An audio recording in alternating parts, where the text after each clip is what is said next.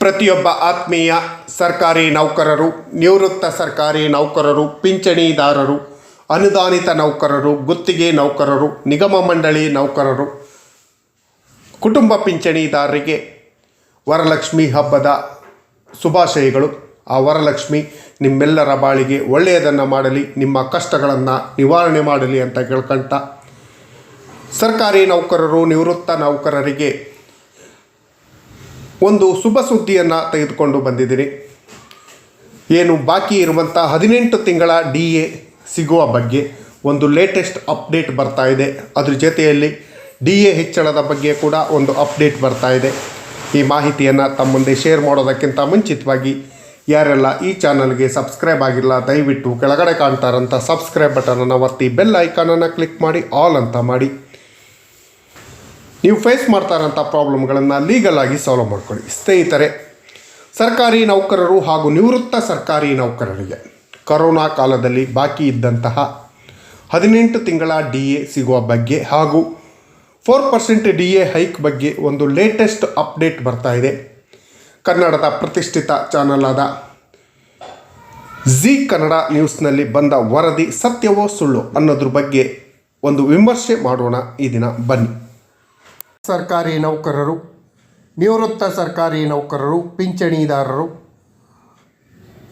ಹಾಗೂ ಕುಟುಂಬ ಪಿಂಚಣಿದಾರರಿಗೆ DA ಹೆಚ್ಚಳದ ಹೊಸ್ತಿಲಲ್ಲೇ ಏನು DA ಹೆಚ್ಚಳದ ಬಗ್ಗೆ ನಿರೀಕ್ಷೆಯನ್ನು ಇಟ್ಕೊಂಡಿದ್ದೀರಿ. 4% DA ಹೆಚ್ಚಳಕ್ಕೆ ಸಂಬಂಧಪಟ್ಟ ಹಾಗೆ ಅದರ ಜೊತೆಯಲ್ಲಿಯೇ ಬಾಕಿ ಇರುವ 18 ತಿಂಗಳ DA ತುಟ್ಟಿ ಭತ್ಯೆ ಸಿಗತ್ತೆ, ಯಾವಾಗ ಖಾತೆಗೆ ಸೇರುತ್ತೆ ಈ ಹಣ, ಸರ್ಕಾರದ ಮಹತ್ವದ ಘೋಷಣೆ ಅಂತ ಹೇಳಿ ಒಂದು ಕನ್ನಡದ ಪ್ರತಿಷ್ಠಿತ ಚಾನಲ್ನಲ್ಲಿ ಜಿ TVಯಲ್ಲಿ ವರದಿ ಪ್ರಕಟ ಆಗಿತ್ತು. ಈ ವರದಿಯ ಬಗ್ಗೆ ಈ ದಿನ ವಿಶ್ಲೇಷಣೆ ಮಾಡೋಣ. ಇದು ಸತ್ಯನ ಸುಳ್ಳ, ಏನಾಗಿದೆ ಇದ್ರ ಬಗ್ಗೆ ಅನ್ನೋದ್ರ ಬಗ್ಗೆ ವಿವರವಾದ ಮಾಹಿತಿ ಇಲ್ಲಿದೆ. ಕೇಂದ್ರ ಸರ್ಕಾರಿ ನೌಕರರು, ಪಿಂಚಣಿದಾರರಿಗೆ ತುಟ್ಟಿ ಭತ್ಯೆ ಹೆಚ್ಚಳದ ಘೋಷಣೆಯ ನಿರೀಕ್ಷೆಯಲ್ಲಿದ್ದಾರೆ. ಅಂದರೆ 4% DA ಹೆಚ್ಚಳದ ನಿರೀಕ್ಷೆಯಲ್ಲಿದ್ದಾರೆ. ಇದೇ ಸಮಯದಲ್ಲಿ ಬಾಕಿ ಇರುವ 18 ತಿಂಗಳ DA ಬಗ್ಗೆ ಮಹತ್ವದ ಸುದ್ದಿ ಹೊರಬಂದಿದೆ ಅಂತ ಹೇಳಿ ಈ ವರದಿಯಲ್ಲಿ ಪ್ರಕಟ ಆಗಿದೆ. ಸ್ನೇಹಿತರೆ, ಕೇಂದ್ರ ಸರ್ಕಾರಿ ನೌಕರರು ಹಾಗೂ ಪಿಂಚಣಿದಾರರಿಗೆ ತುಟ್ಟಿ ಭತ್ಯೆ ಹೆಚ್ಚಳದ ನಿರೀಕ್ಷೆಯಲ್ಲಿದ್ದಾರೆ. ಈ ಬಾರಿ 3ರಿಂದ 4% DA ಹೆಚ್ಚಳ ಆಗೋದು ಖಚಿತ ಅಂತ ಗೊತ್ತಾಗಿದೆ. ಇದೇ ತಿಂಗಳ ಕೊನೆಯಲ್ಲಿ ಅಥವಾ ಮುಂದಿನ ತಿಂಗಳು ಮೊದಲನೇ ವಾರದಲ್ಲಿ ಕೇಂದ್ರ ಸರ್ಕಾರಿ ನೌಕರರು ಹಾಗೂ ಪಿಂಚಣಿದಾರರಿಗೆ 4% DA ಹೆಚ್ಚಳ ಆಗತ್ತೆ. ಈ ಲೆಕ್ಕಾಚಾರದ ಒಟ್ಟಿನಲ್ಲಿ ಕೇಂದ್ರ ಸರ್ಕಾರಿ ನೌಕರರ ತುಟ್ಟಿ ಭತ್ಯೆ ಈಗಿರುವಂಥ 55ರಿಂದ 58 ಅಥವಾ 59ಕ್ಕೆ ಏರಿಕೆ ಆಗತ್ತೆ. ಇದು ಖಚಿತವಾದ ಮಾಹಿತಿ. ಜೊತೆಯಲ್ಲಿ ಏನು 1 ಕೋಟಿಗೂ ಹೆಚ್ಚು ಕೇಂದ್ರ ಸರ್ಕಾರದ ಉದ್ಯೋಗಿಗಳು ಹಾಗೂ ಪಿಂಚಣಿದಾರರಿಗೆ ಏರುತ್ತಿರುವ ಬೆಲೆಯನ್ನು ನಿಭಾಯಿಸಲು ಈ ಹೆಚ್ಚಳ ಸಹಾಯಕ ಆಗತ್ತೆ. ಬೆಲೆ ಏರಿಕೆಯಿಂದ ಬಳಲುತ್ತಿರುವಂಥ ನೌಕರರಿಗೆ ಇದು ಹೆಲ್ಪ್ ಆಗತ್ತೆ. ಇನ್ನು ಅಕ್ಟೋಬರ್ ತಿಂಗಳಲ್ಲಿ ವೇತನದಲ್ಲಿ ಇದು ನಿಮ್ಮ ಖಾತೆಗಳಿಗೆ ಸೇರ್ಬೋದು ಅಂತ ಹೇಳ್ತಾ ಇದ್ದಾರೆ. ಕೆಲವೊಂದು ಮಾಹಿತಿ ಪ್ರಕಾರ ಈ ತಿಂಗಳು ಎಂಡಲ್ಲಿ ಘೋಷಣೆ ಆಗತ್ತೆ. ಮುಂದಿನ ತಿಂಗಳು ಫಸ್ಟಲ್ಲಿ ಅದ್ರ ಬಗ್ಗೆ ಅಧಿಕೃತ ಆದೇಶ ಬಂದು ಸೆಪ್ಟೆಂಬರ್ ತಿಂಗಳು ಅಥವಾ ಅಕ್ಟೋಬರ್ ತಿಂಗಳಲ್ಲಿ ನಿಮ್ಮ ಖಾತೆಗಳಿಗೆ ಸೇರ್ಪಡೆ ಆಗತ್ತೆ. ಅಂದರೆ 3ರಿಂದ 4% DA ಹೆಚ್ಚಳದ ಬಗ್ಗೆ. ಸ್ನೇಹಿತರೆ, ಅದ್ರ ಜೊತೆಯಲ್ಲಿ ಇದೀಗ ಮತ್ತೊಂದು ಲೇಟೆಸ್ಟ್ ನ್ಯೂಸ್ ಬಂದಿದೆ. ಏನು, ಕೊರೋನಾ ಕಾಲದಲ್ಲಿ ಸರ್ಕಾರಿ ನೌಕರರು ಹಾಗೂ ನಿವೃತ್ತ ಸರ್ಕಾರಿ ನೌಕರರು, ಪಿಂಚಣಿದಾರರು ದೇಶದ ಆರ್ಥಿಕತೆಯನ್ನು ಉತ್ತೇಜಿಸಬೇಕು ಅನ್ನೋ ಉದ್ದೇಶಕ್ಕಾಗಿ ತಮಗೆ ಬರಬೇಕಾಗಿರೋಂಥ 18 ತಿಂಗಳ DAಯನ್ನು ಸ್ಯಾಕ್ರಿಫೈಸ್ ಮಾಡಿದರು. ಈ ಸ್ಯಾಕ್ರಿಫೈಸ್ ಮಾಡಿರೋಂಥ 18 ತಿಂಗಳ DA ತಕ್ಷಣ ನೀಡಬೇಕು ಅಂತ ಹೇಳಿ ನೌಕರರು, ಪಿಂಚಣಿದಾರರು ಹಲವಾರು ಬಾರಿ ಹೋರಾಟವನ್ನು ಮಾಡಿದರು. ಈ ಬಗ್ಗೆ ನ್ಯಾಯಾಲಯಗಳಲ್ಲಿ ಕೂಡ ಪ್ರಕರಣಗಳನ್ನು ದಾಖಲಿಸಿ ಜಯ ಕೂಡ ಆಗಿತ್ತು.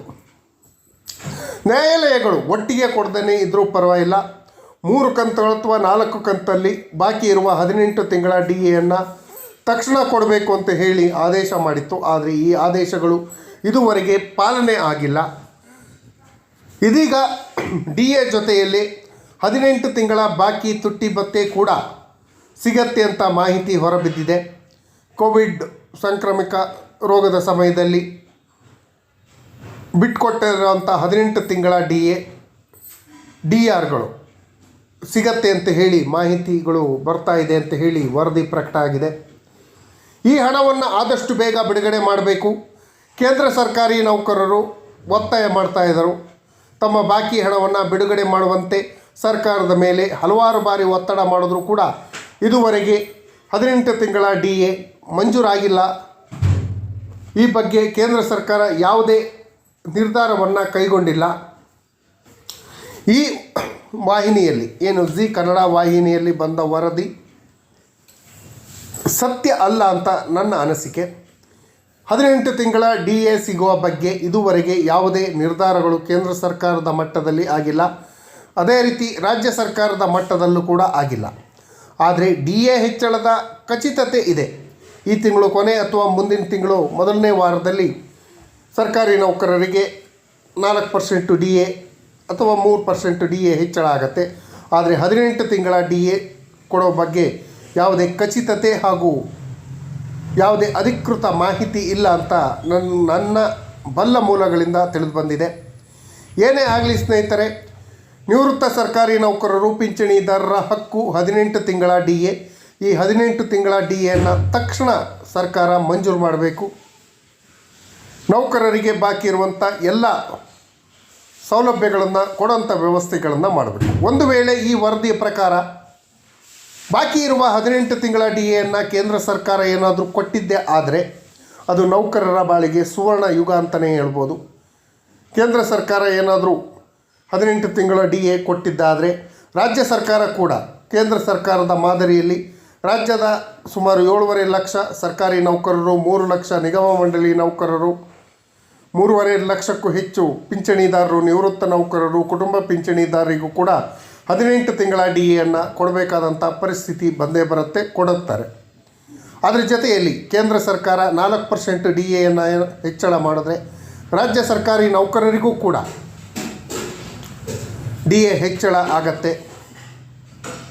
ಆದರೆ ರಾಜ್ಯ ಸರ್ಕಾರಿ ನೌಕರರಿಗೆ 7ನೇ ವೇತನ ಆಯೋಗ ಏನು ತನ್ನ ಶಿಫಾರಸ್ಸಿನಲ್ಲಿ ತಿಳಿಸಿತ್ತು, ಕೇಂದ್ರ ಸರ್ಕಾರ 1% DA ಕೊಟ್ಟರೆ ಅದಕ್ಕೆ 0.722% ಕೊಡಬೇಕು ಅಂತ. ಆ ಪ್ರಕಾರ ನಮಗೂ DA ಹೆಚ್ಚಳ ಆಗತ್ತೆ. ಈ ತಿಂಗಳು ಕೊನೆ ಅಥವಾ ಮುಂದಿನ ತಿಂಗಳು ಮೊದಲ ಭಾಗದಲ್ಲಿ DA ಹೆಚ್ಚಳದ ಶುಭ ಸುದ್ದಿ ಸಿಗತ್ತೆ.